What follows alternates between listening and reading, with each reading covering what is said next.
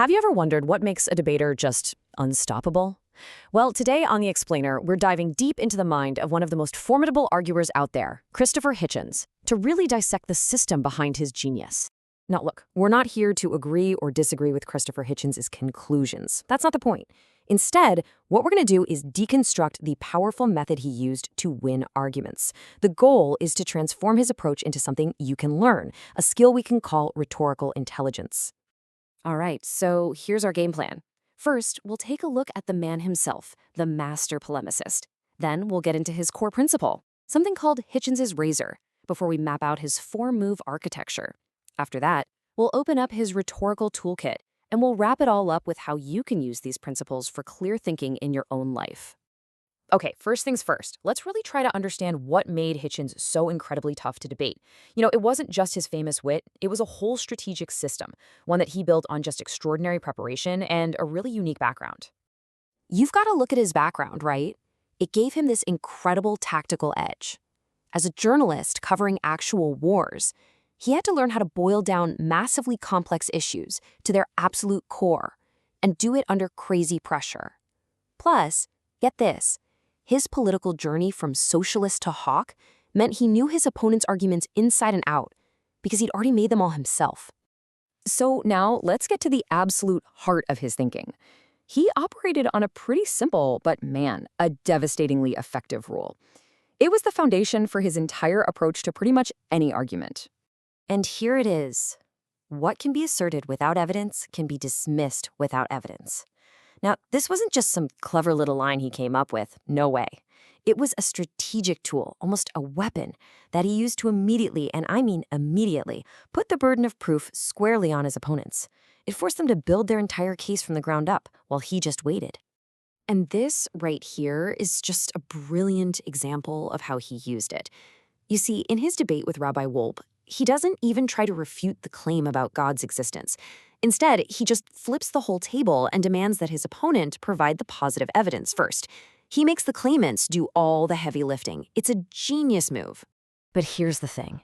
This core principle, this razor, it wasn't just some standalone trick he'd pull out. Nope. It was actually part of a really consistent four-move structure that he used in almost every single debate. It was his blueprint for maintaining total control.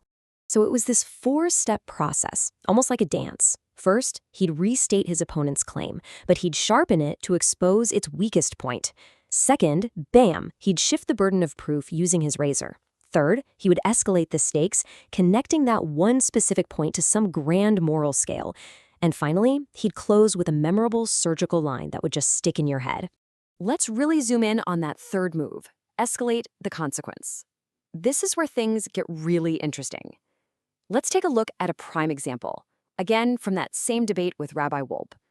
This is where he totally reframes the stakes of the argument. See what he did there? It's incredible. He connects a very specific religious rule to the vast, violent, epic scale of the entire cosmos.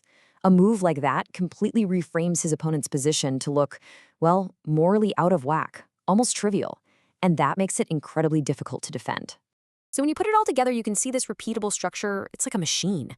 It allowed him to just systematically deconstruct arguments. What he was doing, essentially, was forcing his opponents to fight on ground that he had already prepared and fortified way before they ever even stepped on stage. All right, so on top of that big four-move architecture, Hitchens also had this whole toolkit of specific rhetorical devices. And trust me, each one served a very, very clear strategic function. He was an absolute master at this. He would force his opponents away from those comfortable, kind of fuzzy abstractions they like to use and drag them onto the verifiable and, frankly, unforgiving terrain of documented facts.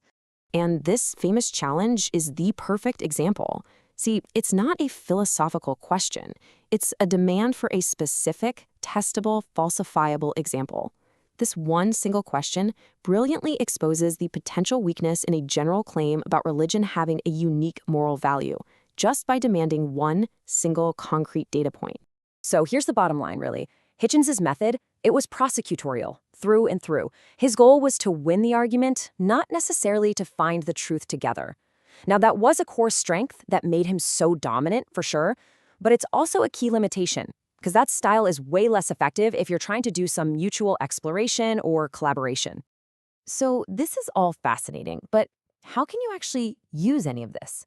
Let's break it all down into a transferable framework, some principles you can use for clearer, more impactful communication. Okay, first up, and this is the big one, always remember the core of his method. Make the person who's asserting a claim provide the evidence for it. Don't fall into the trap of doing their work for them by trying to disprove an unsupported claim.